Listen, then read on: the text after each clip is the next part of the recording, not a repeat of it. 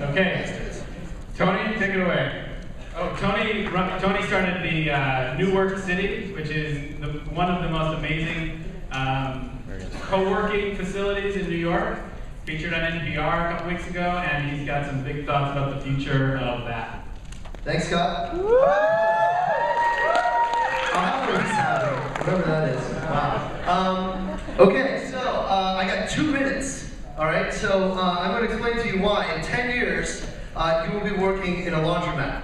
But it's not going to look like this laundromat, right? It's probably going to look a little bit cooler, right? Maybe a laundromat Wi-Fi cafe, right? Why is that going to happen in 10 years? Because places like these are going to have to adapt and change to the fact that we're going to be in a world where people can and will work wherever they want. And they're going to be able to do that, right? And so places like daycare centers, right, are going to be not just daycare centers, but they could be daycare centers where you could also work there, right? So the kids will be playing, you'll be working, you'll be right next to each other, right? And public spaces and parks are going to be places where you can gather and do your work and enjoy the beautiful day, right? This is real. This is a breakout festival. This happened. It was awesome. And the office itself, right? Well, the office is going to be everywhere. Right? It's not going to look like that, maybe, or at least hopefully not too many of them anymore.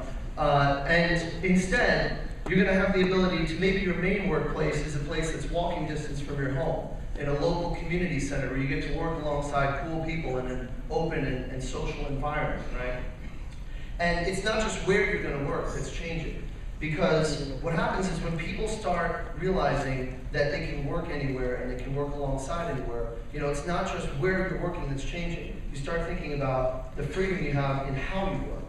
And when you're in these environments, you start thinking up new ideas and you start finding new opportunities. You begin to innovate, you're collaborating. And you know, your brain gets stimulated in a way that it never could have in a cubicle. And this is a future that's happening right now. We're making this future. We're cultivating the community here in New York. And these are people who are working for themselves, but not by themselves. And they're creating work, right? These aren't people who are waiting for jobs to come back. They're making the work happen.